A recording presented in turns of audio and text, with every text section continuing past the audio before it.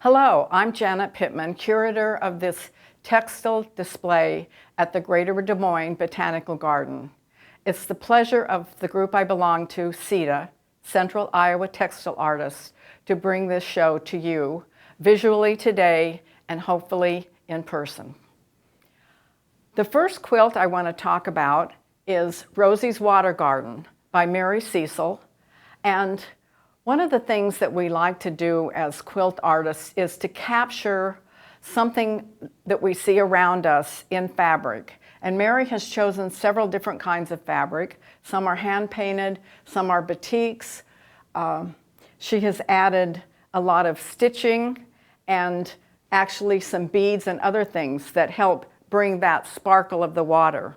I chose this quilt as the first one in the show because it is right inside the door from the Botanical Gardens Water Garden.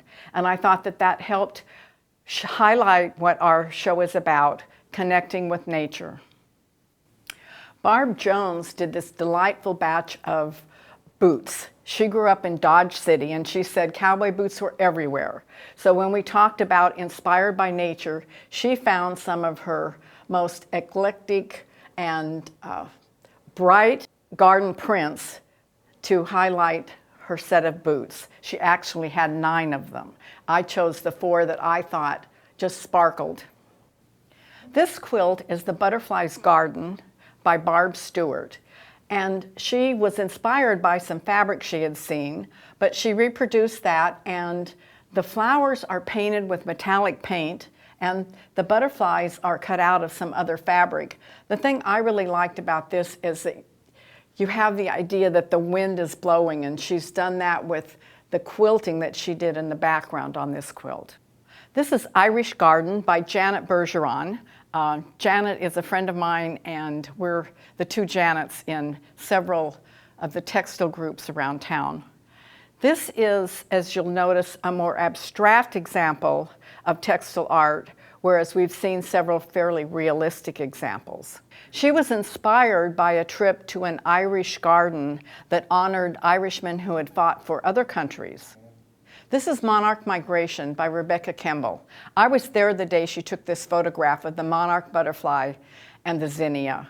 And what I like about this particular textile piece is that it's very realistic in comparison to the one we saw before that was more abstract. Rebecca painted this butterfly and flower on silk and then appliqued it to the background. This is Athena by Wendy Reed, and this is probably one of the most different of the textile pieces here. It actually has 4 layers, and she stitched with different colored threads on tulle and sheer fabrics and then put them together. So this moss hanging from the tree is separate. The owl is on the first layer, and then some of the other trees in the background are on other layers. A very interesting technique. This is Into the Woods, another one by Rebecca Kimball. And on this one, she started with a hand-dyed piece of fabric that she had dyed. I think it actually might be ice-dyed. And then she found the story within the fabric. And what is different about this one from some of the others, that she has come in with hand embroidery and done flowers and ribbon, iris, and augmented the vision that she saw within the piece of fabric. These are 2 more quilts by Janet Bergeron, and as you can see, again, they are of the abstract as opposed to realistic. The top one is Fall Sumac, and the bottom one is Flowering Crab. And she has taken the impression and used fabric. This one, she's pieced the fabric together. On this one, she's used little bits of fabric and then overlapped them to create the image. This is Paradise Shattered by Rebecca Lowe. Rebecca and her family have spent many weeks in Hawaii, and this quilt depicts some of the foliage that you would find in Hawaii. The unique thing about it is that it is shibori, and Rebecca does teach shibori classes at the Des Moines Art Center. The unique thing about this is that Rebecca grew the indigo plants that she made the dye from. Most of the fabrics that we have today have man-made dyes, but they all have their roots many, many years ago in natural occurring plants and bugs and minerals. So Rebecca depicted some of the foliage from Hawaii by using small stitches, which is known as shibori. It's a Japanese technique. Rebecca teaches this at the Des Moines Art Center. This is Monarch on Milkweed by Sue Kluber. And the interesting thing that she did is actually she selected her background hand-dyed fabric, and then she painted right on the fabric. As you can see, monarchs and butterflies are a theme because that is one of the ways that we do connect with nature. Right now, even in my garden, I'm seeing a lot of butterflies. So it's a fun subject to put into fabric. This is Guamuchil Tree by Mary Cecil. And Mary spends about half of the year in Mexico. So she comes back with a different look on nature than we get here in Central Iowa. She has chosen a lot of different fabrics for the leaves, and then she did heavy stitching on the birds to bring them to life. This is Sycamore by Eileen Bartosh. And the different thing about this quilt is that almost all of the fabric in it is silk.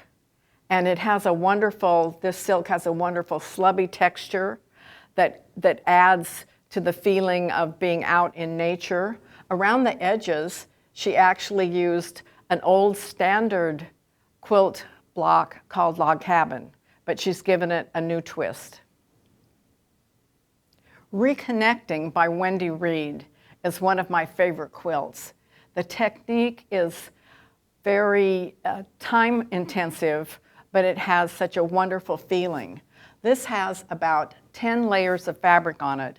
She stitched the design and then came back in and cut away down to the color that she wanted. And so the technique itself is very interesting. And then when you look at all the movement she got in this, the sun coming around and slightly windy, and then the tree comes up. It's just a very delightful quilt.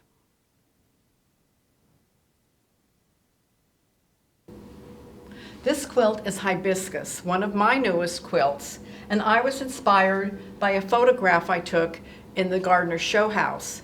I like to work from photographs that I took because I have the memory of the time and the situation and the connection with nature, but I have the photograph and I can work with it in the computer and blow it up and make my textile piece.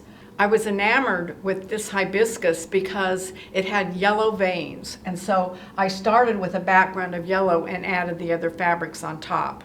I also added a little texture in the center to give the feeling that the center was coming out at us.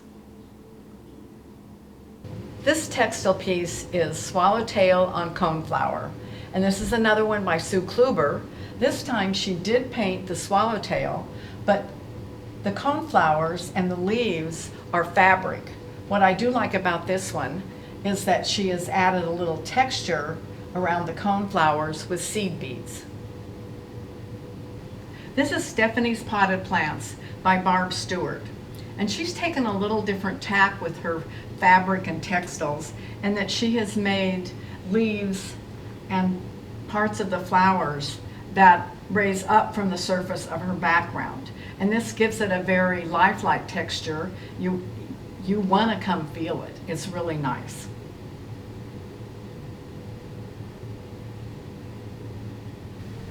This is Falling Leaves by Janet Pittman, myself. And in this quilt, I just wanted to give the idea of the leaves in space. It also was a challenge to use complements. So I have the blue and the orange as complements, and I used a smaller amount of the orange because it's so much brighter. I did a little bit of painting on this. The background is very abstract, and the leaves have this kind of a nice line without actually showing a branch. I hope you've enjoyed this exhibition of textile art at the Greater Des Moines Botanical Garden. The Central Iowa Textile Artists have enjoyed being able to show you our work. We all developed different techniques and different ways of expressing and connecting with nature in this exhibit. Most of this textile art is for sale. If you're interested in any of it, please contact the Botanical Garden. We have really enjoyed sharing our enthusiasm for textiles and color and our connections with nature.